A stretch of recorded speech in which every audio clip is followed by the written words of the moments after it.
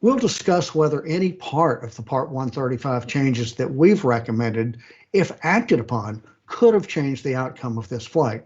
For example, the NTSB has repeatedly recommended that the FAA require Part 135 operations to have a safety management system, or SMS, but that at the present, the FAA does not require SMS in Part 135, despite our repeated calling for it. Now, I will say that Island Express did have an SMS, but today we'll discuss the company's implementation of its SMS and the differences between it and a mandatory SMS, which would have been subjected to FAA oversight. The FAA has also recommended that flight data monitoring programs and devices capable to enable FDM be mandated by the FAA in Part 135 operations. FDM is a flight data recording and analysis tool to help pilots, instructors, or operators improve performance and safety. Today, we'll discuss the benefits of FDM as it relates to an operation such as Island Express. And we'll also discuss whether information might be missing from our discussion, because this helicopter did not have a crash-resistant flight recorder system capable of recording audio and images. Such systems can show, for example, visual cues associated with the adverse weather and the pilot's focus of attention in the cockpit. The NTSB has recommended that helicopter flights such as this one, the one we'll discuss, have such recorders. And this flight, this helicopter, did not have such a recorder. Now, each board member has studied the draft report, and each of us has met individually with the investigative staff. Today's board meeting, however, is the first time that we as a deliberative body will have gathered to discuss the report. Today, the staff will lay out the pertinent facts and analysis found in the draft report, and they will present draft findings, a probable cause, and recommendations to the board. And then we on the board will question the staff to ensure that the report that we adopt today truly provides the best opportunity to enhance safety. The public docket for this investigation contains more than 1,600 pages of additional relevant material, and it's available on our website at ntsb.gov. The report will also be available on our website in just a few weeks once any amendments voted upon today are incorporated and the report is finalized for release. At this time, I'd like for each of my colleagues on the board to introduce themselves. Vice Chairman Landsberg, good morning, sir. Good morning, Mr. Chairman. Thank you. I'm looking forward to our discussions this morning. It's great to see you. Member Hamady. Little technical difficulty there. Hi, Jennifer Hamady, and good morning, Mr. Chairman. Good morning to my colleagues on the board and within the agency, and I look forward to the discussion. Great seeing you. Member Graham. Good morning, Mr. Chairman. I'm looking forward to our deliberations today. Thank you. Thank you, Member Graham. And Member Chapman. Good morning, Mr. Chairman and colleagues, and my thanks to our team for the excellent work done on this investigation. Great. I'll now ask that Deputy Managing Director for Investigations, Brian Curtis, to introduce the investigative and support staff who will be participating in today's board meeting. Mr. Curtis. Thank you and good morning, Chairman Sumwalt. I'd like to also thank everyone who helped make this virtual board meeting happen today. My only administrative announcement this morning is a reminder for the meeting participants to silence all their electronic devices at this time. Now I will introduce the staff for today's meeting. Unless otherwise noted, staff members are from the Office of Aviation Safety. Dana Schultz, the Director for the Office of Aviation Safety. Bill English, Investigator in Charge. Mike Richards, Meteorology. Fabian Salazar, Operational Factors. Dr. Dewan Civilian, Human Performance. Kathleen Silba, General Counsel for the NTSB. Darlene Hatchett, Director for the Office of Safety Recommendations and Communications. Jim Ritter, Director for the Office of Research and Engineering. Brian Soper, Air Traffic Control. Chris Babcock, crash-resistant flight recorder systems from the Office of Research and Engineering. Van McKenney, airworthiness. Adam Hooray, airworthiness. Nathan Hoyt, safety recommendations from the Office of Safety Recommendations and Communications. Greg Borsari, helicopter maintenance and visuals. And Kathy Gagne, report writer. The presentations will begin with an investigation overview by the investigator in charge, Bill English. Mr. English. Thank you, Mr. Curtis. Good morning, Mr. Chairman, Mr. Vice Chairman, and members of the board. On January 26th, 2020, at 9:45 a.m. Pacific Standard Time, a Sikorsky S-76B helicopter, November 72 Echo X-ray, operated by Island Express Helicopters, collided with hilly terrain near the city of Calabasas, California. The pilot and 8 passengers were fatally injured, and the helicopter was destroyed by impact forces and fire. The helicopter was not equipped with a flight data or cockpit voice recorder, nor was it required to be. The flight was an on-demand charter, operated under the provisions of 14 Code of Federal Regulations, Part 135, to take the passengers from John Wayne Orange County Airport in Santa Ana, California, to the Camarillo, California airport for a basketball tournament. The weather that morning included a widespread area of coastal clouds associated with a marine layer, a stable, humid air mass about 1,000 to 2,000 feet thick, often characterized by stratus clouds at its top and the potential for fog formation in some areas below. There were no hazardous conditions such as icing or thunderstorms. Mr. Richards will have further details on the meteorological factors in his presentation. The flight was operated with a single pilot under Visual Flight Rules, or VFR, as Island Express was not authorized to conduct passenger-carrying flights under Instrument Flight Rules. This is typical for helicopter charter operations. The pilot flying was Island Express's chief pilot, and he had been flying in the area for 10 years and had logged about 8,500 hours. Mr. Salazar will have further information about the pilot's pre-flight preparation and in-flight actions in his presentation. The flight departed at 9:07 and proceeded northwesterly across the Los Angeles metropolitan area. At 9:20, the pilot requested to transit the Burbank Class Charlie airspace, but ATC advised him to hold due to traffic. Weather in this area was reported as cloud ceilings 1,100 feet above ground level, with visibility 2.5 miles.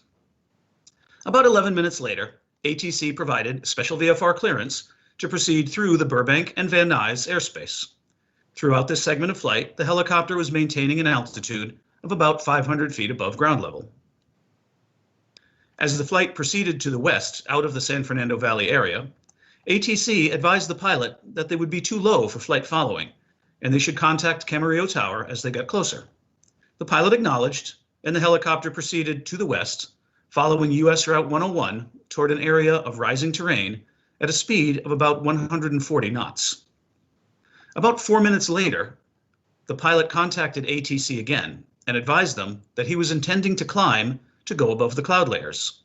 A surveillance camera near the 101 captured the helicopter about this time.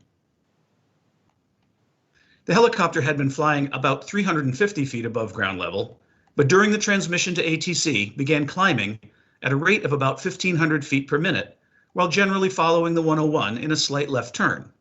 In this brief clip, you'll see the helicopter from the top right of the screen flying along the highway.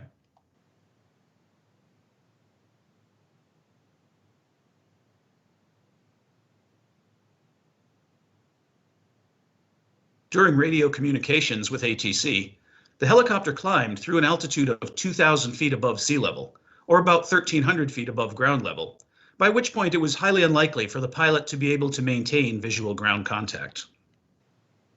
The climb reached a maximum altitude of about 2,400 feet above sea level, as the helicopter continued a left turn, diverging from the highway. The controller asked the pilot's intentions, and he said he was climbing to 4,000 feet.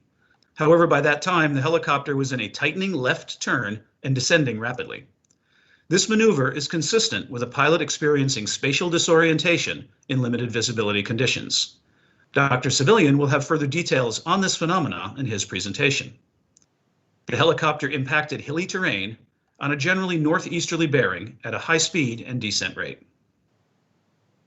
Safety issues include continued VFR flight into instrument weather conditions due to self-induced pressure and planned continuation bias, leading to spatial disorientation due to physiological factors, including inner ear vestibular illusions.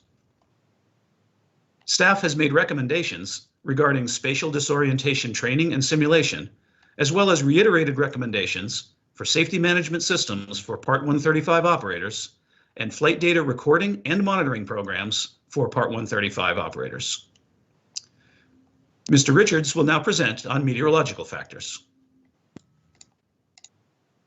Good morning.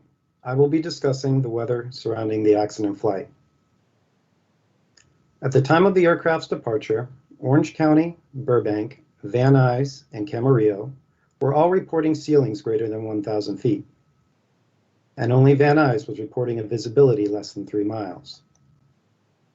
Regional Terminal Aerodrome Forecasts, or TAFs, which provide weather forecasts for airports that were current at the time of departure, forecasted for the flight period ceilings at 1,000 feet or greater and visibilities of 3 miles or greater, except Van Nuys, which forecasted a visibility of 2 miles until 9:30 that morning. It should be noted that no TAFs were valid for the accident location.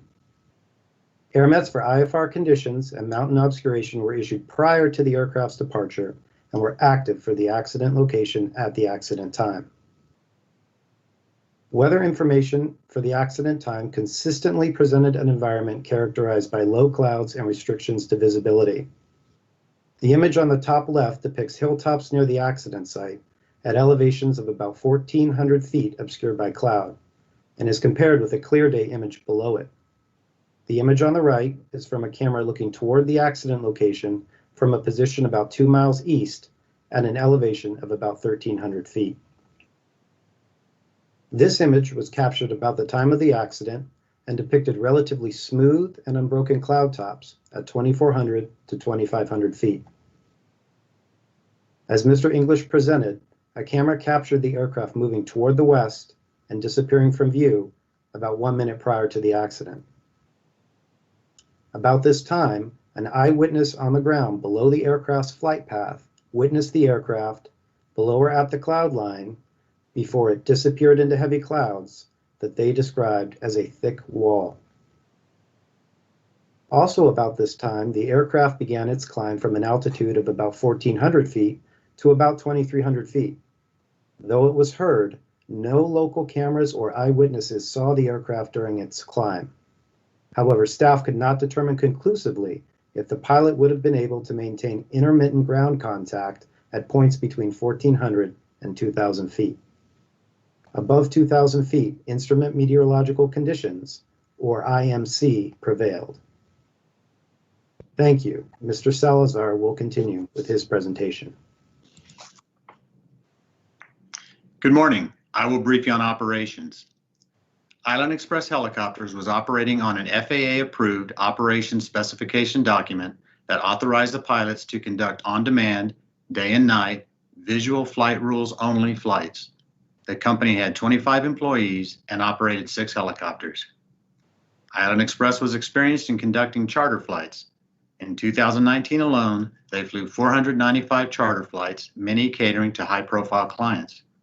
Island Express occasionally received flight requests from an air charter broker who used them exclusively for the accident client's local aviation transportation requests. The pilot was certificated, current, and qualified to fly in visual flight rules in accordance with federal regulations and company requirements. He had about 8,577 hours flying experience, which included about 1,250 hours in the Sikorsky S-76 series helicopter and about 75 hours of instrument flying time. There was no evidence of any pre-existing medical conditions and no evidence of acute or chronic sleep loss.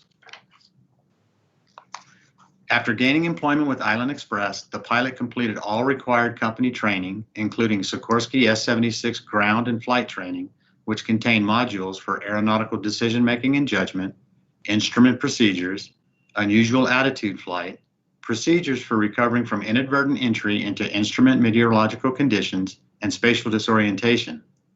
As the chief pilot, he held the responsibility of supervising and training all Island Express pilots. Upon advancement to check airman, he gained the additional responsibility of evaluating Sikorsky S-76 pilots during their annual proficiency and line checks. Island Express contracted with an outside training vendor that reinforced the ground and flight training using the company's helicopters.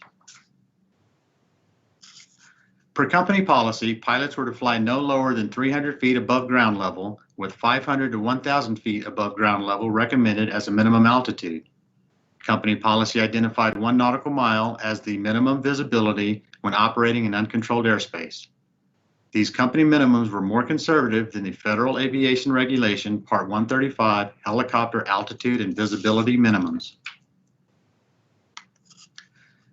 Company policy stated that all flights were to be accomplished in accordance with federal regulations and required pilots to obtain a weather briefing from the approved weather sources, and in the absence of that, by whatever sources are available.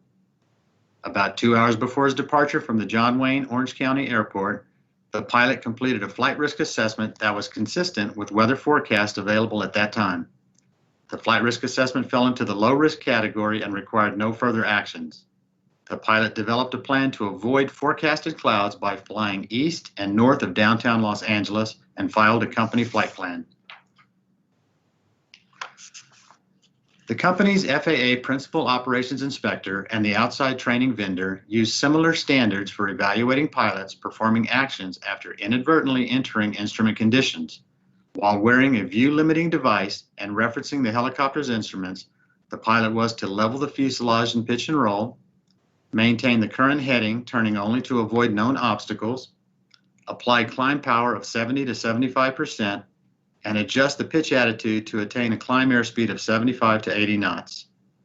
After these steps were accomplished, the aircraft would be in a stabilized climb, and the pilot would then contact air traffic control, declare an emergency, announce instrument conditions, and request vectors to visual flight rules, or if those conditions were unobtainable, request a precision instrument approach to an airport. After arriving over Highway 101, the pilot followed the highway towards Camarillo at an altitude of about 450 feet over rising terrain and maintained an airspeed of about 140 knots while advancing towards a cloud layer. About 2 seconds after entering the clouds, the pilot notified air traffic control that he was climbing to get above the cloud layers. The pilot had immediately begun a rapid climb of about 1,500 feet per minute while in a slight left bank, and remained in a left bank of increasing magnitude throughout the remainder of the flight. During the climb and subsequent descent, the pilot communicated with air traffic control on numerous occasions but did not declare an emergency. The excessive speed, entering the clouds, the rapid rate of climb, and the left turn were inconsistent with his training. This concludes my presentation. Dr. Civilian will brief you on human performance issues. Good morning. I will discuss the following human performance issues in this accident: pilot decision-making, spatial disorientation, and safety management systems. Several factors may have influenced the pilot to place pressure on himself to complete the flight. For example, the pilot was preferred and trusted by the client, as was Island Express. The pilot likely took pride in these positions of trust with both the client and with Island Express.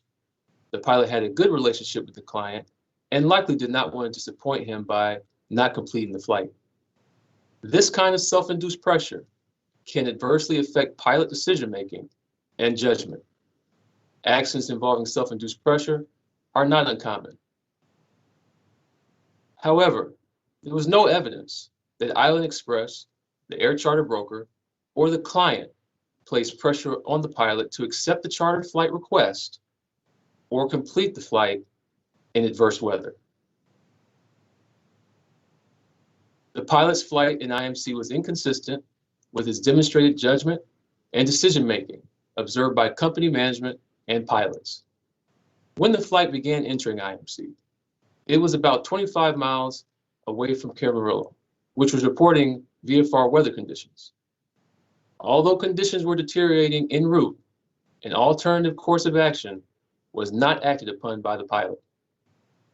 The pilot's continuation of the flight, despite deteriorating weather conditions, was representative of planned continuation bias, which strengthens as the pilot gets closer to the destination. Devising an alternative plan before departure would have aided the accident pilot's decision-making in flight concerning whether to continue the flight as originally planned or divert and land at an alternate destination. The pilot's statement to the air traffic controller that he was initiating the climb occurred about 2 seconds after the helicopter entered the clouds. Data show the climb started at a rate of about 1,500 feet per minute, accompanied by a gradual left bank to the left, generally following the US 101. As the helicopter continued climbing into the cloud layer, the pilot's loss of visual references would have required him to transition to the flight instruments to maintain awareness of the helicopter's attitude and track. The inner ear senses balance and orientation. When flying an aircraft and there's a lack of outside visual references, our inner ear can give us a false sense of orientation because our inner ear cannot distinguish between accelerations and tilt. If a pilot cannot see outside visual references, he must rely on flight instruments. When there are no outside visual references, the pilot is more susceptible to inner ear illusions. One common illusion that can trick a pilot's perception into believing he is flying straight and level, but he is in a steady turn, is called the leans. During the climb in IMC, the helicopter entered a steady left turn, conducive for the pilot to experience the leans. The vestibular system will usually detect initial rolling and turning movement. However, once the aircraft is stabilized in a steady rate of turn and angle of bank, the vestibular system will catch up with the aircraft, and the pilot can believe that the aircraft is straight and level when it is not. As the helicopter climbed, the air traffic controller asked the pilot to ident, which required the pilot to move his hand to the center of the instrument panel and press a button. The pilot's tasks associated with communicating with the controller and pushing the ident button introduced operational distractions from his primary task of monitoring the flight instruments.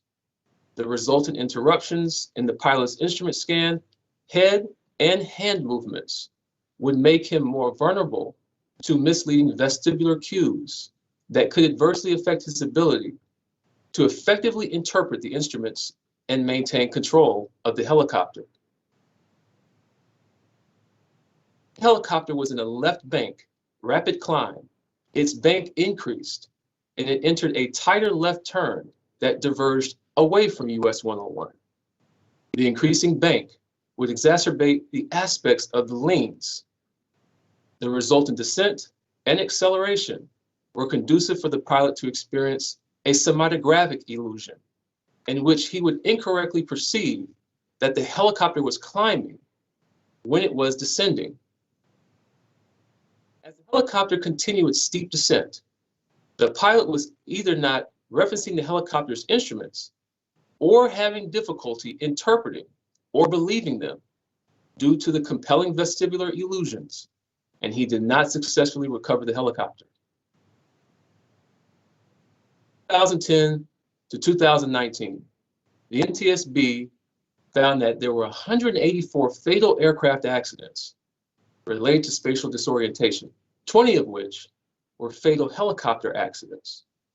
The NTSB has long recognized the value of cue-based and scenario-based pilot training to help reduce the risk of accidents involving continuation of flight under VFR into restricted visibility, a key risk factor for spatial disorientation.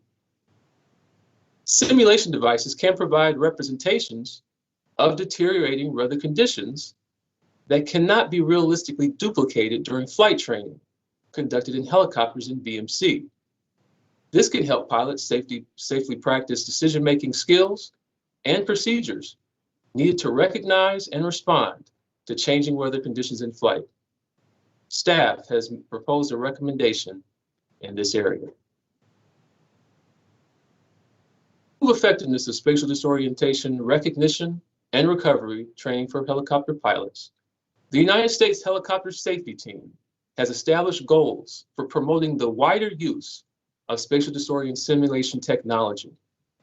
Increased use of this technology to supplement pilot training shows potential for helping pilots develop skills to detect and recover from vestibular illusions that could lead to spatial disorientation. Objective research to evaluate spatial disorientation simulation may help determine which applications are most effective for training pilots to recognize the onset of spatial disorientation and mitigate it. Staff has proposed a recommendation in this area. Company safety management system included safety policy, safety assurance, safety risk management, and safety promotion. The president of Island Express was aware of, but not involved with the SMS. The SMS was neither required by the FAA nor part of the company's FAA approved or accepted programs. And although the company used SMS tools, it did not implement the entire program and perform safety assurance evaluations, such as those that could have ensured the effectiveness of the flight risk analysis. The Director of Operations was the accountable executive and monitored flight risk analysis forms for necessary updates and followed up with pilots who forgot to submit forms for their flights. However, there was no evidence that company performed internal evaluation or hazard analysis using the information from completed forms as outlined in the SMS manual. Although the company had an SMS, our investigation showed that they did not effectively develop and implement the entire program. The NTSB has long advocated that the FAA require SMS for various Part 135 operations. Staff proposes reiterating a recommendation in this area. This concludes my presentation. Thank you, Dr. Civilian. Mr. Chairman, that concludes our presentations and staff is prepared to answer any of your questions. Thank you very much. I want to thank staff for those presentations. I also want to thank the staff for a very good investigation. We try to complete our investigations within about 12 months, and you've hit that mark. So thank you very much for that. We'll now turn to the board member questions, and we will do 5 minutes per board member, and we will do as many rounds as we need to. So Vice Chairman Landsberg, you're recognized. Thank you, Mr. Chairman. I'd like to just make a statement. I'm really saddened by this crash, and we use the term crash rather than accident. And I think it's important to understand the distinction. An accident is something that is unforeseen, unpredictable, if you will. Unfortunately, this wasn't. We pretty well know what happened. We have a very good idea of why it happened, and we absolutely know how to prevent these kinds of crashes. And it's a leading cause of fatalities, as Dr. Civilian has pointed out. We're averaging one helicopter crash of VFR into instrument conditions every 6 months for the last 10 years. So I guess the question I have to ask is, what part of cloud, when you're on a visual flight rules program, do pilots not understand? I'd like to start by asking a question here about the autopilot, because autopilots are not subject to spatial disorientation. Mr. English, how effective was the autopilot on the S-76B? Yes, Mr. Vice Chairman, this particular helicopter was equipped with a very sophisticated autopilot called a 4Q or 4-axis autopilot. It is actually certified for instrument flight, so it can control pretty much every aspect of the helicopter control. So it's absolutely capable of flying the helicopter without pilot input, is that correct? The pilot has to set it up and tell it what to do, but it can certainly control the helicopter very well. So it could be set on heading and pitch. So when the pilot, after he missed the opportunities to turn around to land to start executing a alternative plan, he could have, as he entered the instrument conditions, set the autopilot up so it would stabilize the aircraft and continue a climb up through the clouds. Is that correct? The typical training that helicopter pilots are given, including this helicopter pilot, and we know this for a fact, their training for inadvertent IMC is to level the aircraft using the flight instruments manually. That's quicker. And then, as appropriate, engage the autopilot, as you mentioned, and command an altitude hold or a heading to or climb to then exit the conditions. Is it difficult to activate the autopilot? Is it a major distraction, or is it fairly straightforward?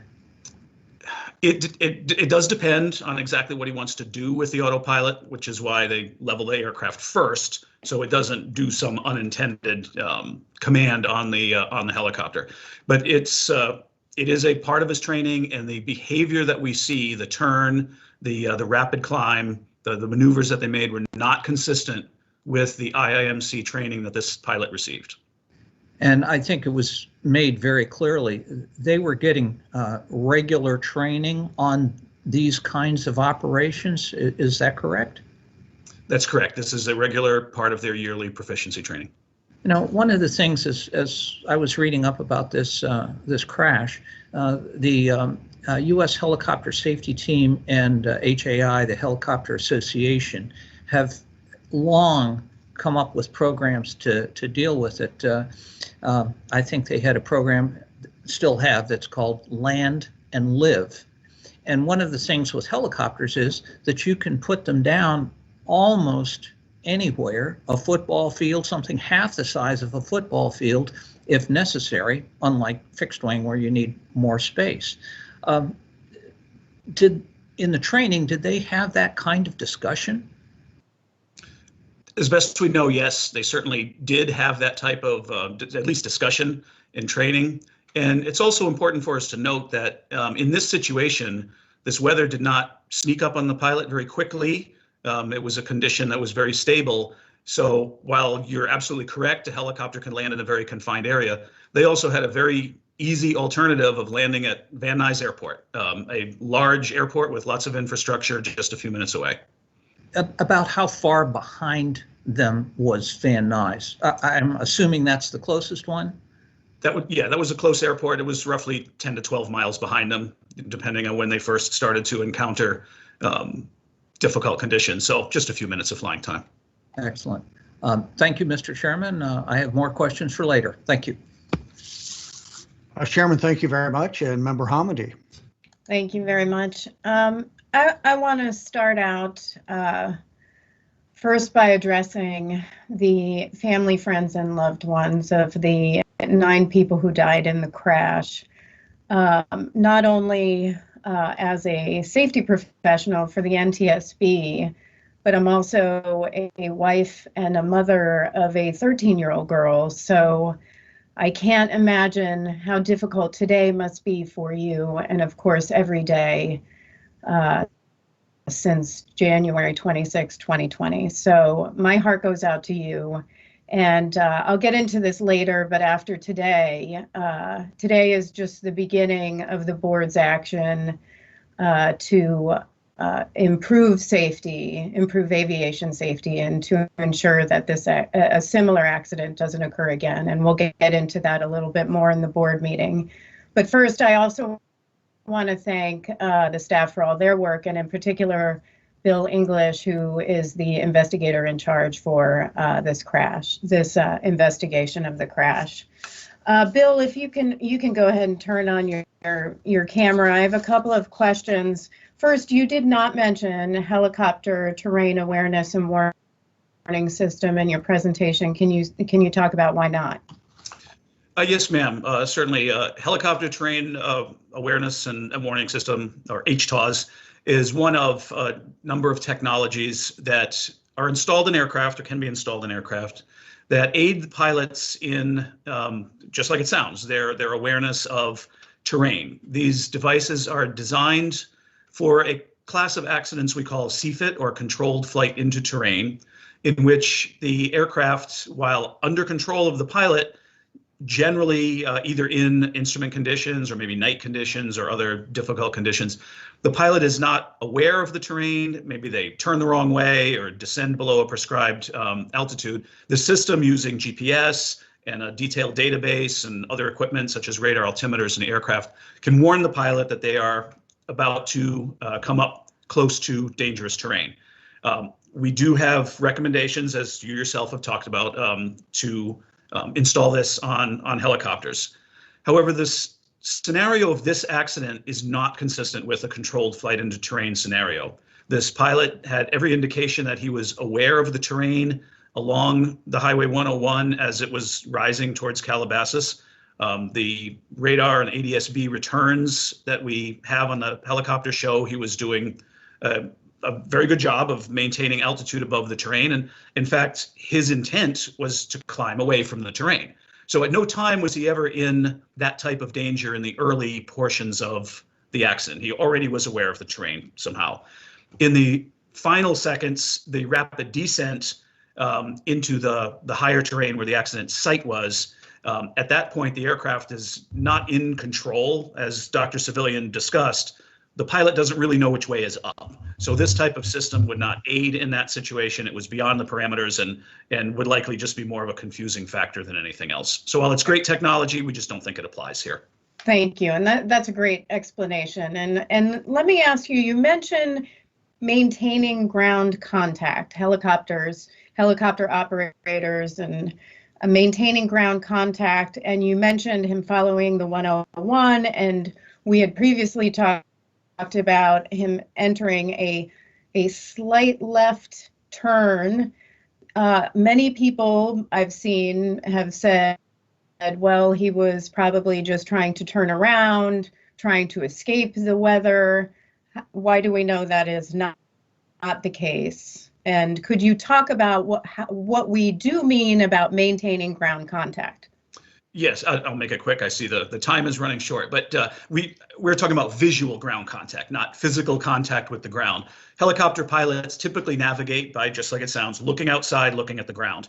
In the time period that you're talking about, as the pilot was nearing this slight rise in the grade of the highway, we can see that the helicopter begins to climbing into the clouds and lower visibility conditions.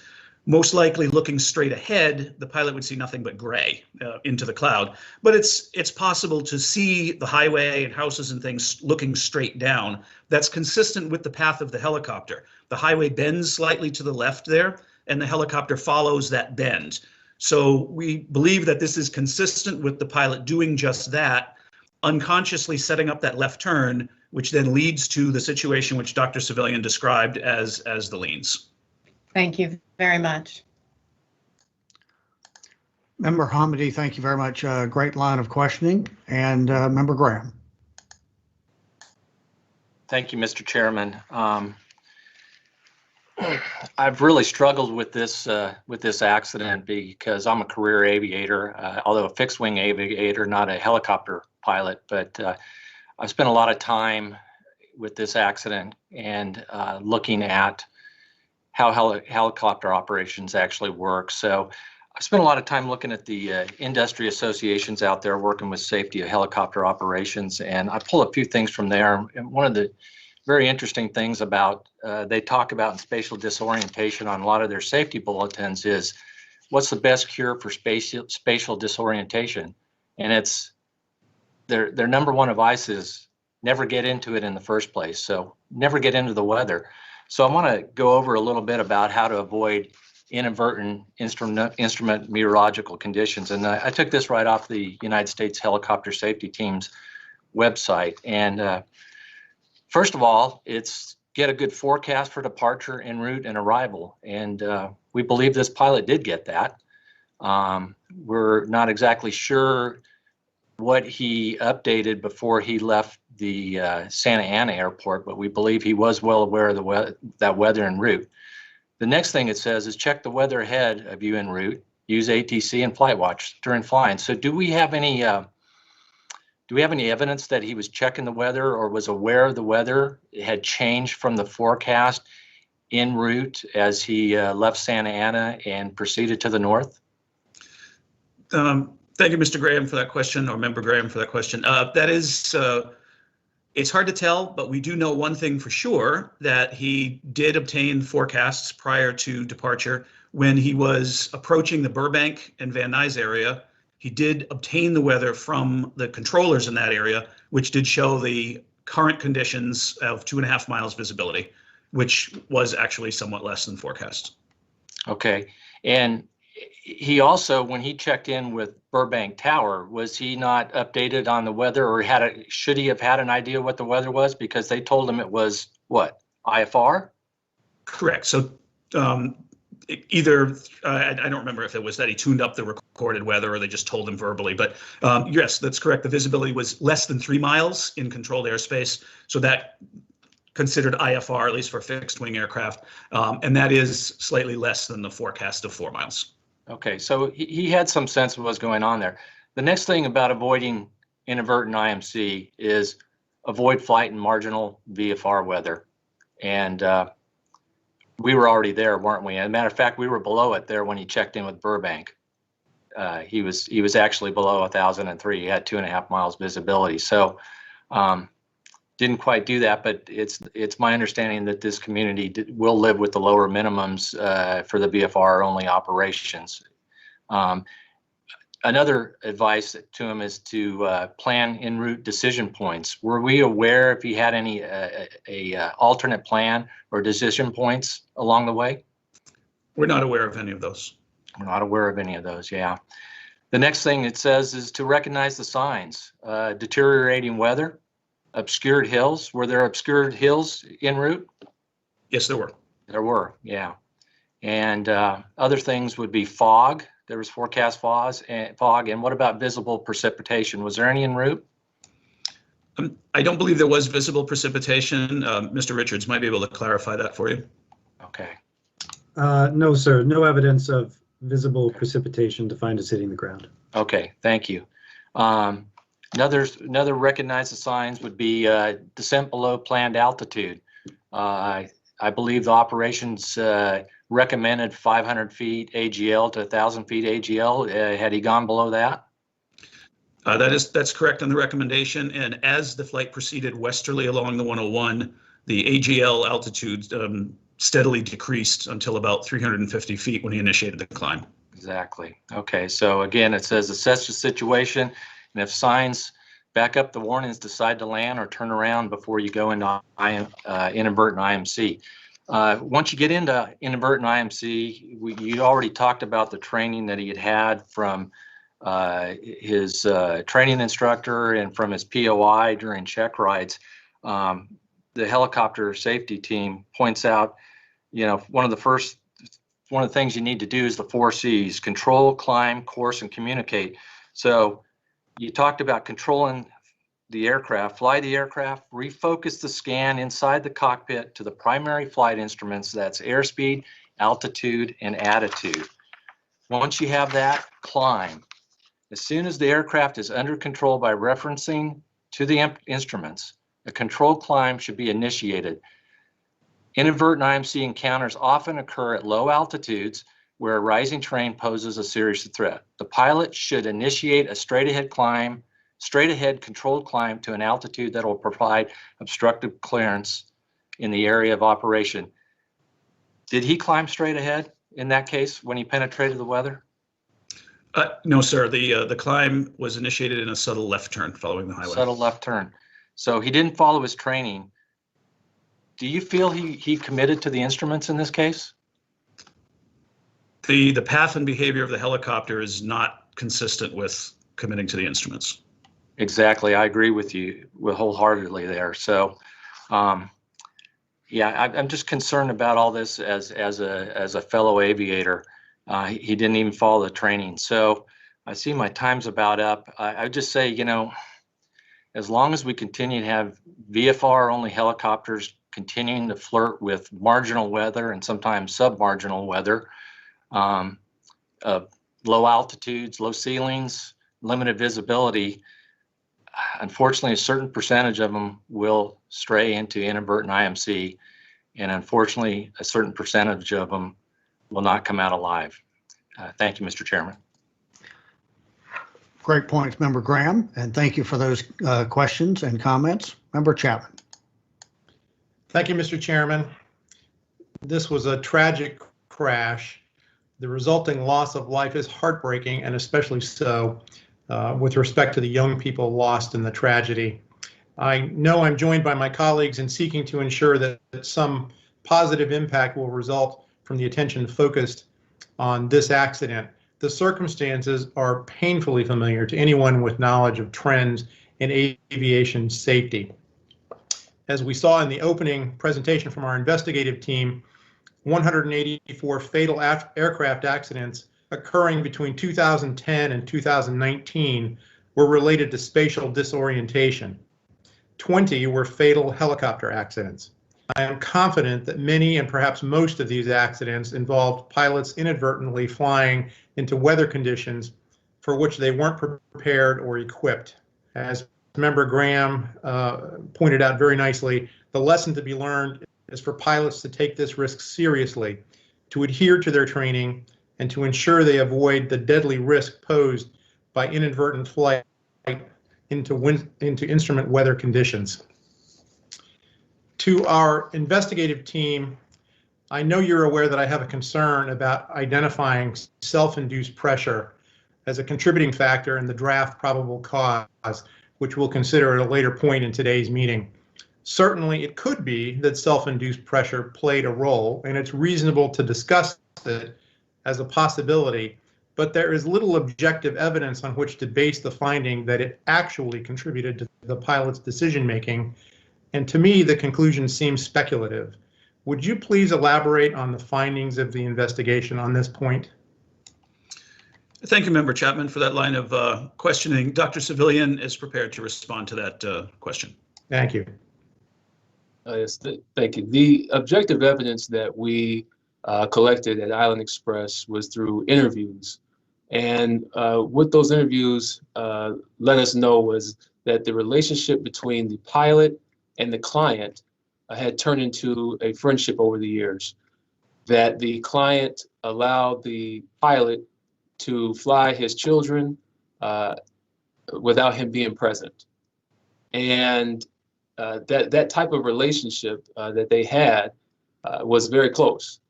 And when we look at human factor psychology, we look at the decisions that people make based off of the perception of a situation. And in this case, the pilot, as he was flying en route, this type of relationship that he had with the client can lead to self-induced pressure during the en route portion of the flight. And so that is why it's the objective evidence from the interviews that helped us understand that relationship and the effect that it can have on pilot decision making. So the premise is that self-induced pressure can result when someone has a relationship of trust, in this case with a prominent person. There's a tendency to want to please that person so the relationship can be maintained. I do have a concern that we don't have much in the way of concrete indications that that was actually what occurred in this situation, but I do understand the basic premise. The investigation also indicates that the phenomenon of planned continuation bias was a factor contributing to the pilot's decision to continue the flight. Is planned continuation bias dependent on an element of self-induced pressure? So in other words, is it possible there could have been planned continuation bias without any self-induced pressure of the type that you've described? Well, in this case, it was both self-induced pressure and planned continuation bias. And the planned continuation bias portion of it was the pilot continuing the flight despite changing conditions. Are there other accident investigations? This is kind of an unfair question because I suspect you haven't prepared for it, but are there other accident investigations conducted by NTSB in which it's been found that self-induced pressure was a factor and that the presence of self-induced pressure resulted from a relationship with a prominent person? I have, there is evidence that the NTSB has investigated accidents involving self-induced pressure. Great, thank you. Thank you, Mr. Chairman. I see my time has expired. Thank you, Member Chapman. Thank you very much.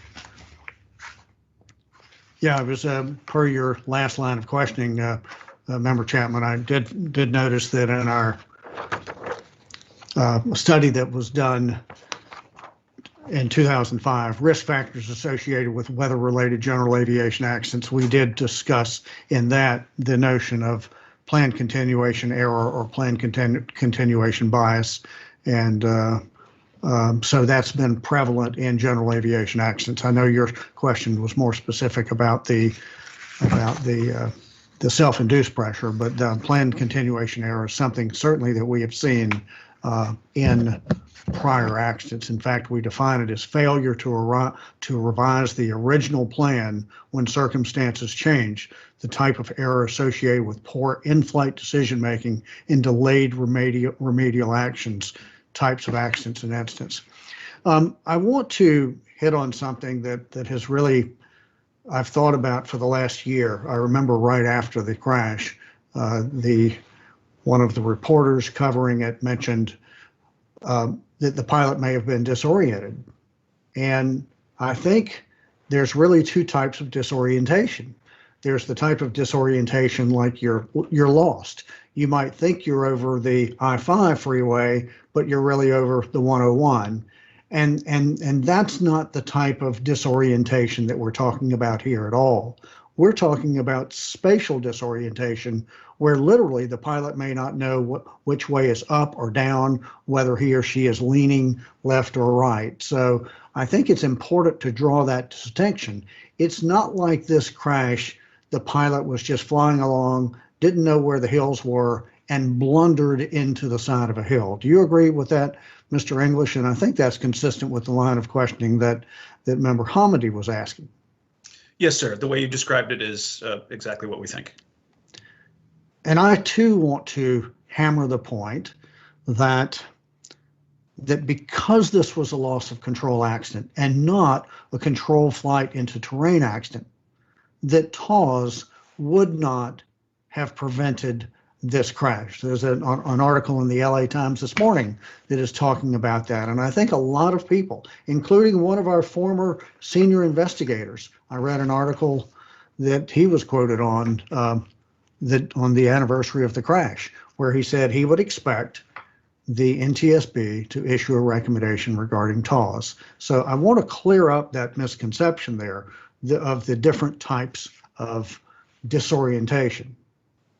Mr. English, while I have you there, this aircraft was, in fact, it was IFR capable in terms of instrumentation. The aircraft itself was certified for IFR flight, but Island Express was not approved for IFR operations. Had they been so, what difference might that have made in this scenario? Of course, would call for a little bit of speculation, but if you're asking about making this flight under IFR, for an appropriately certified IFR operation, this would not have been a difficult flight. That's right, because instead of trying to scud run, and that's a term we use in aviation, instead of trying to stay under the clouds, you could have climbed up into the clouds and flown legally and safely if the pilot is properly trained and if the aircraft is properly maintained and certified for IFR. Is that correct? Yes, sir, that's correct. It would seem to me that if you are carrying passengers for charter, generally speaking, like this was a charter flight, it would seem to me that these flights should be operated under IFR. I realize that certain types of operations you cannot operate under an IFR clearance, such as logging or airborne law enforcement operations or sightseeing. But if you're carrying passengers for transport, it would seem safer that helicopter operations be approved for and operate under an IFR flight plan. We've seen numerous helicopter air ambulance crashes where the pilots are staying down low and they either run into something like ground or terrain or obstacles, or they climb up, they have an inadvertent IMC encounter. So I'm going to wrap it up here, but it would seem to me that that there would have been a business case for Island Express to have actually had their operation IFR certified. They canceled 150 flights in the previous year. And so anyway, I know we don't have a recommendation for this, but I believe that if flights could get up and fly in the clouds legally, there would be an increased safety margin. I'm out of time. Do you have any thoughts about that, Mr. English, given that I'm out of time? I have nothing to add, sir. Thank you very much. Vice Chairman Landsberg, we'll begin with you for the second round. Thank you, Mr. Chairman. I'd like to explore that a little bit farther. Mr. Richards, I'd like to review a little bit more on the weather. So the forecasts at all of the weather reporting stations, we refer to them as TAFs, terminal area forecasts. How large an area around an airport does a TAF encompass? So the forecast is valid, technically speaking, 5 statute miles from the center of the aerodrome. So we could say a radius of 5 statute miles around the airport. So where the crash actually occurred, it was outside of the TAF area, is that correct? Correct. It was significantly outside the closest TAF site, which would have been Van Nuys. Okay. And there was also, I believe you referred to the term as AirMet. Could you explain the AirMet about IFR and mountain obscuration for some people who might not be familiar with that? Sure. The AirMet is a product that's issued by the Aviation Weather Service National Weather Center. It's intended to advise pilots of potentially hazardous conditions in areas that they may fly. In this case, the National Weather Service had issued 2 AirMets. One was for IFR conditions, which in that context indicates ceilings less than 1,000 feet and or surface visibility less than 3 statute miles. And there was an AirMet issued for mountain obscuration, which is intended to convey that there is a threat of terrain in these areas may be obscured by cloud. So in this case, it's also is it unusual that with the marine layer, as it comes in contact with the hills moving away from the ocean, that you would have the cloud layer coming down while the terrain is going up? In a setup like this, it would not be, it wouldn't necessarily be a guarantee that you would find the low conditions at certain locations, but it would certainly not be a surprise. The ingredients are there for lower conditions, particularly in the area of variable terrain. Is it possible that pilot reports might have helped, although I think most of the aircraft that would be departing from the airports might not be low enough in order for this to be evident. As you know, I happen to believe in pilot reports because what's forecast and what actually happens is sometimes a little bit different, and there's nothing better than having somebody look out the windshield and see what's going on. Pilot reports are a very important source of weather information for pilots, both on frequency and then if they're collected by, say, air traffic controller. If they're disseminated long line, they're available across the world if someone needs to read those. Important. I'd like to also talk just a little bit about the TAWS situation. We've already mentioned that TAWS wouldn't have helped, and we know that this helicopter was not equipped with TAWS. Mr. English, was the pilot using, or do we know that he had an electronic flight bag on board? And could you describe a little bit about that? Yes, sir, Mr. Vice Chairman. The pilot typically used ForeFlight, which is a commercial electronic flight bag, works on an iPad, very popular amongst pilots.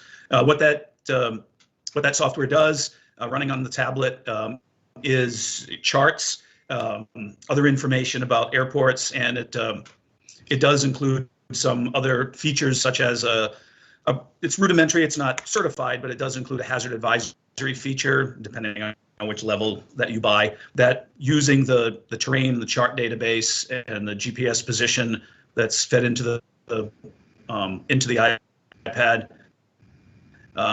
to aid the aware of surrounding terrain. So I'm familiar with it because I use it myself, and it includes a terrain. It'll give you a terrain warning. You also have the option of synthetic vision. If you want to select that, it's merely a button push. And it also provides you with the weather conditions at all of the surrounding airports, which we know isn't necessarily helpful because we're outside of the TAF area. But I think the biggest thing we have to say on this is, again, the pilot is in the best position to see what's going on. He knew the terrain. He'd been flying in this area for a decade. He had over 8,000 hours, and he could look out the windshield and see that he was getting into instrument conditions and went contrary to all of his training. I'll stop here. Thank you, Mr. Chairman. Vice Chairman, thank you very much. And Member Hamidi. Thank you very much. My questions are probably going to be for Dr. Civilian. The accident pilot completed a risk assessment form at 6:57 a.m. the morning of the flight, and at some point before departure, which I believe was at 9:07 a.m., there was a change in weather forecasted at Van Nuys, and I'm just going to read here. During the time the pilot was on the ground, weather information for Van Nuys included visibility of 2.5 miles, reported at 7:51 a.m. and again at 8:51 a.m., which was less than what had been forecasted. Island Express requires a new form when the weather changes. That did not occur, but what would have changed on the form if a new form had been completed with that information? The flight, the risk assessment still would have been within the low risk category, and Mr. English could provide information on what would be changed in terms of well, criteria. right, and just to add to that, my understanding is at that point he would have had to check special visual flight rules en route, correct? Right. Okay, so, and this is where I want to, and this may be you or it may be Mr. English, feel free to pop up, Mr. English. On that one, if he completed the new risk assessment form and checked off special visual flight rules en route, it would have required an alternative plan to be developed. Is that correct? Now, I understand he would have had to go back and speak with the director of operations, who apparently said he trusted the accident pilot to make decisions based on his experience, and so that wouldn't have made a difference. But what would have made a difference is an alternative plan would have been filed. Yes, ma'am. So let's unpack that a little bit. There's a couple things going on.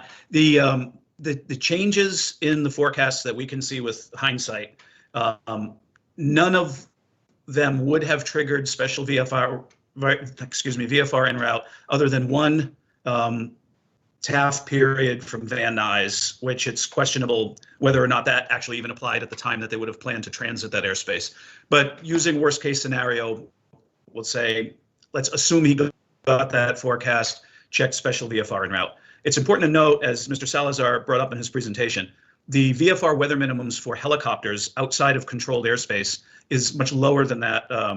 For fixed wing, helicopters are routinely flown in less than 3 miles visibility. And special VFR is simply and only applies in controlled airspace, such as Burbank or Van Nuys. It would require them to get a clearance to go through that airspace, but to fly in the same weather that they were already flying in until that point. So the mitigation or the alternative plan might be simply nothing more than obtain special VFR clearance, which helicopter pilots do routinely. But that's not as much of a red flag as far as weather as it is more of an air traffic delay and procedure type of thing, which we saw happened. They got a little bit of a delay due to air traffic. I guess what I'm asking is, why wasn't there an alternative plan? An alternative plan could have helped. At the time at 8:37, he had a conversation with OC that said that mapped. He pointed to a map that said he planned to go north to Dodger Stadium in Los Angeles around Burbank and follow State Route 118. At some point after Van Nuys, he enters IMC around, and you and I discussed this, 9:44 and 45 seconds, sometime between there and 9:45 and 10 seconds. That's 35 seconds. I mean, that's not a lot of time. And so why wouldn't it have helped if you had an alternative plan in mind rather than a quick decision making? Yes, ma'am. We're now moving past the special VFR area, and other than using that as just an indicator that things may not go exactly as you plan. In a global sense, and I may hand this to Dr. Civilian, in a global sense, this is one of the things we found with the operator.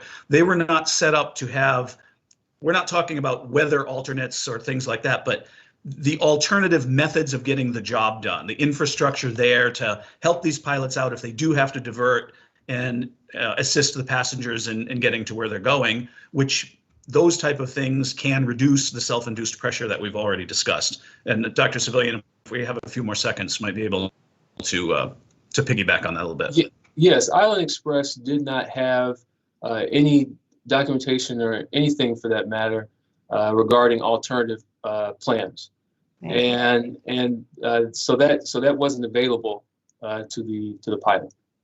Right, and I do want to get into that a little bit more in the next round of questioning on the risk analysis, this actual risk assessment form and SMS. So with that, I'm out of time.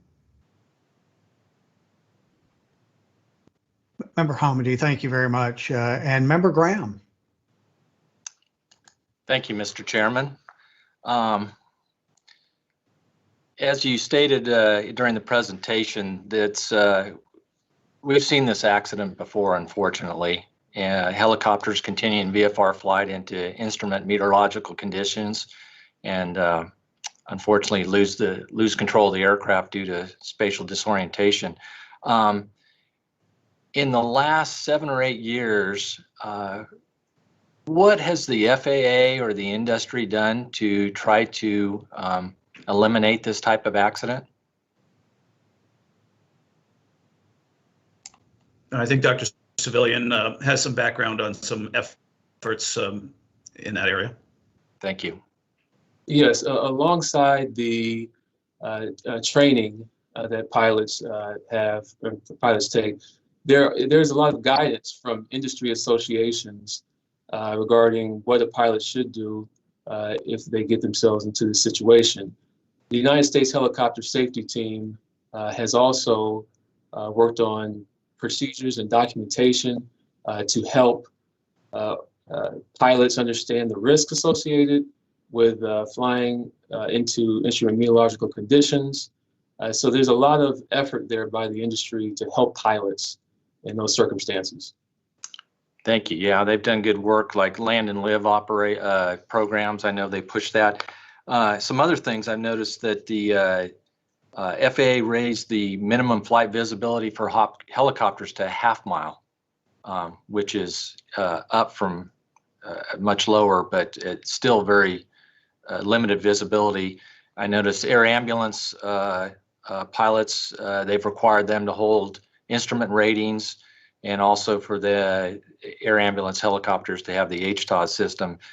They've also required Part 135 helicopters to have radar altimeters and to be trained for inadvertent IMC, which this pilot and this aircraft actually have. But it looks like from the data that the statistics that this really hasn't helped a whole lot. As a matter of fact, we still average about 2 of these types of accidents a year, so it hasn't changed much. I'd like to switch over to instrument ratings. I know I'd like, at least for the fixed wing operators, probably don't understand instrument ratings as far as helicopters go. So is it, this this pilot, I think we put out that he had about 75 hours of instrument time. Do we know if any of that time was in a actual simulator, or was it all simulated in the actual helicopter? I don't know that we have it broken down that to that much granularity. Mr. Salazar can break it down as best we know. Sir, we only have a resume or a documentation from Island Express that showed the 75 hours of instrument time, but it didn't break it out into simulator versus actual aircraft. Okay. Did I actually see something that we might believe he only had 7 or less than 7 hours of actual instrument time?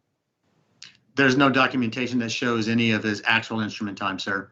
Okay. Okay. So we don't know. And actually, through my research, I found out, and this isn't the whole helicopter industry, but this is a vast majority of them have very little actual instrument time. A lot of them have very little simulated time in a simulator by being in a vision device, in reduced vision of device in an actual helicopter. So I know there are some instrument pilots out there in helicopters that actually have no actual instrument time, which is hard for a fixed wing pilot to believe, but that's not very conducive for good training and good instrument time. Is instrument flying a perishable skill? Absolutely. Yeah, yes, it is. And do we know if this pilot was actually instrument current? We do not have documentation to support that he was instrument current. Yeah, and I think we find in much of this VFR only operations that many of the pilots are not instrument current. So, and instrument flying being a perishable skill, once you do enter an inadvertent IMC situation, it'd be very, very difficult to transition to your instruments and trust them if you're not current on them. And I see my time's up, so thank you very much. Member Graham, thank you very much. Member Chapman. Thank you, Mr. Chairman. I have some questions about safety management systems. In 2016, NTSB recommended to FAA that all Part 135 operators should be required to implement safety management systems. Since then, the original recommendation to FAA has been reiterated by NTSB 4 times, each time based on our findings from investigations and other fatal accidents involving Part 135 operators that did not have a fully implemented safety management system subject to FAA oversight. Today, it's likely we will again reiterate the recommendation to FAA. This would be for a 5th time, and essentially this is 5 years after the initial recommendation. Apparently, there are some indications that FAA is considering action on this, but it appears to be a longer-term initiative for the agency. Is that correct, and how confident are we that FAA will eventually act on the recommendation?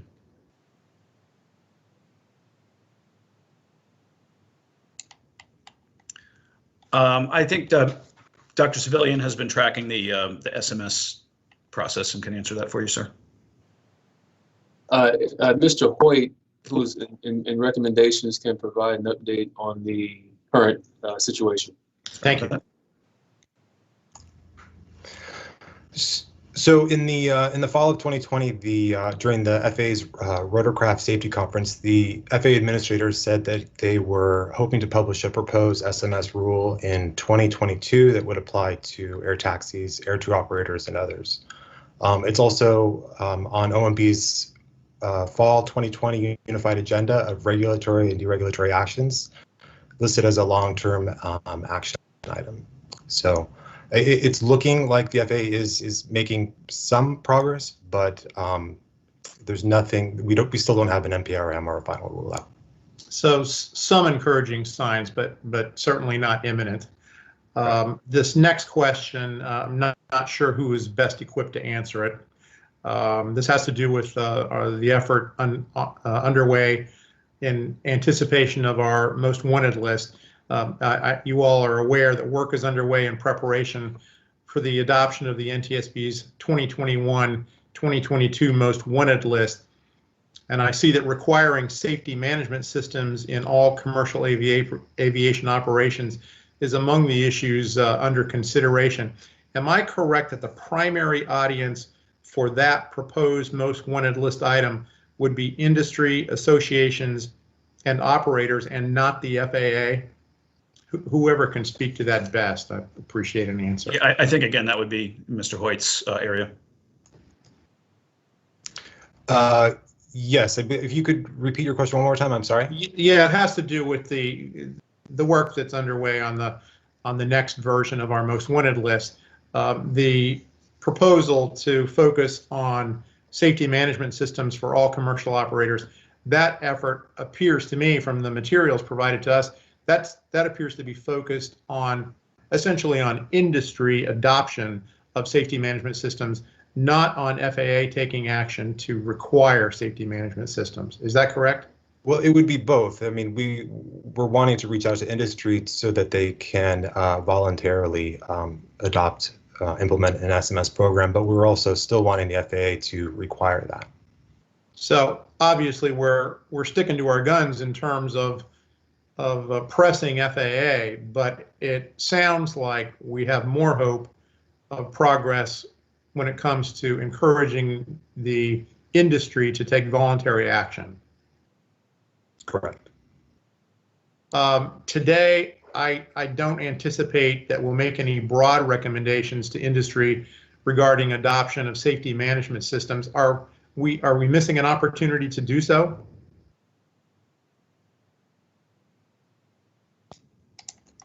We have recommendations out to industry and specific operators as a result of previous investigations. So I believe staff feels that those are adequate.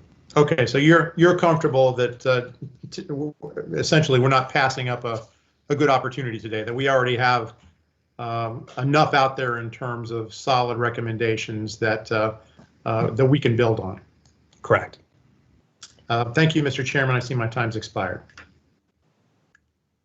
Member Chapman, thank you very much. I want to follow up to something that Member Graham brought up, and I was looking in the draft report, as Mr. Salazar said, and Mr. Salazar, I think this would be for you. It does indicate that he had around 75 hours of, around 75 hours of instrument flying time, of which 68 hours were flying under simulated instrument conditions. And so apparently he did not have a lot of hard actual instrument time. Can you explain, and you're a very experienced helicopter pilot. I know we don't like to speak about ourselves, but how many hours do you have in helicopters? About 6,500, sir. I'd say that's pretty darned experienced. And so can you describe what just flying under the hood, if you will, with a view restricting device, how would that be different than just flying along and all of a sudden entering clouds somewhat unexpectedly? How would that differ for a pilot's performance? View limiting devices are good training aids for flying instruments, but they do give the pilot the ability to look around them. And as it's stated, one peek is worth 1,000 cross checks. Going to flying actual instruments, there's no cheating the system by looking over a set of view limiting devices. You're committed to the instrument conditions, which forces you to commit to the actual flight instruments. Thank you. And would you would you agree that there might be somewhat of an element of surprise if you're flying under a view limiting device, then you've had time to acclimate to your instrument scan versus if you're flying visually and all of a sudden you encounter instrument conditions? Could there be somewhat of a element of surprise associated with that, which would potentially also affect your performance? Yes, sir. Being prepared for the instrument conditions is part of the secret to success of flying instruments. When it's a surprise and you're unprepared for it is when unfortunate bad things happen or have the possibility. Thank you very much. I'm not sure exactly who this question would be directed towards, but the FAA's literature on aeronautical decision making points out the importance of making the proper no-go decision, because if you make the wrong no-go decision, then and you go, then you have the possibility of introducing more errors, more significant errors downstream. So making the proper no-go decision is critical. So based on the weather information that was available to the pilot at the time that he departed, was it an appropriate decision to begin that flight? Mr. Chairman, even with the hindsight that we have of the weather conditions and knowing what was available to the pilot, we don't see that the weather conditions were such that should have necessarily affected the initiation of the flight. Having said that, your point about the error chain is exactly correct as far as in-flight aeronautical decision-making. As things cropped up along the flight that were indicating that things were not as good as maybe they would have hoped, that should have started the aeronautical decision-making process going and to make a different plan. But there's nothing there that should have said no go. Great, thank you. And just looking at it, I mean, the lowest visibility was 2.5 miles and the company minimums were 1 mile. So based on what he knew at the time, that does not appear to be an inappropriate go decision. That's correct, sir. The conditions that we see, even up until the accident site, were at no point below the minimums for a helicopter. It was the in-flight decisions, the pressing on at high speed, that was where the ADM breakdown occurred. Thank you very much. So quickly, I don't have a lot of time. There was an article in Bloomberg this morning that said that there were really two things that some experts had said could improve helicopter safety, one of which I've already hit on, was the requirement for flights to be conducted under an instrument flight plan. And the other was involving 2 pilots. And what safety advantages might we have gotten from if we had 2 pilots? I realize the helicopter was certified for single pilot operation, but are there any benefits that we might get from 2 pilots? You're correct, sir. This operation was certified for 2 pilots. Dr. Civilian has looked into the particular issues that would key a 2 pilot versus 1 pilot safety factor. Well, thanks. And I realize I'm out of time, but I'd like, if my colleagues would indulge me, I'd like to just continue this line of questioning, and then we'll take a break after that. But go right ahead, Dr. Civilian. Appreciate it. I'd love to hear your viewpoint. Yes, there are benefits of having 2 pilots cross-checking one another. There's communication with another pilot. But again, there are also safety aspects that we have to consider here, is that there's always going to be a possibility of miscommunication with 2 pilots from that standpoint. But there's also workload implications just having 1 pilot.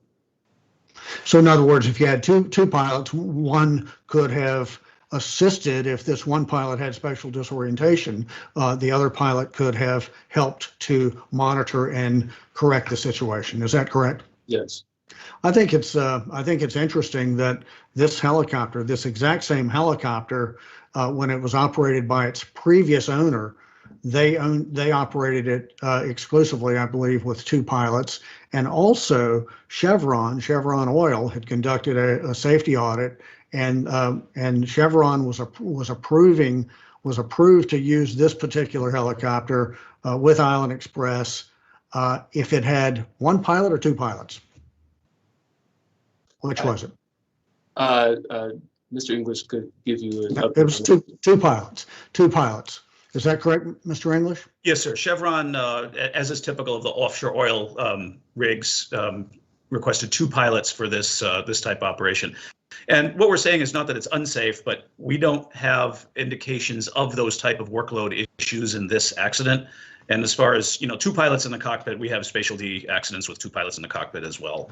Well, I wouldn't really agree with that. I think that 2 pilots would increase the safety level. I flew with 2 pilots for a long time in an airline environment, and I think that you do get the redundancy that if you had 1 pilot who was struggling with flying the controls, the other pilot would be able to sit back and say, "Wait a minute, you're banking 30 degrees to the left. Now you're starting a descent." So I don't want to discount at all the importance of 2 pilots, and so I think a line of questioning that we'll ask that we might start later is, how does the consumer make a discriminating choice on what he or she is is hiring. So we're going to take a break. Before we go into the break, I'd like to invite all participants to mute their cameras and their cameras and their microphones. We will take a break and we will reconvene at 11:10, and we are in recess.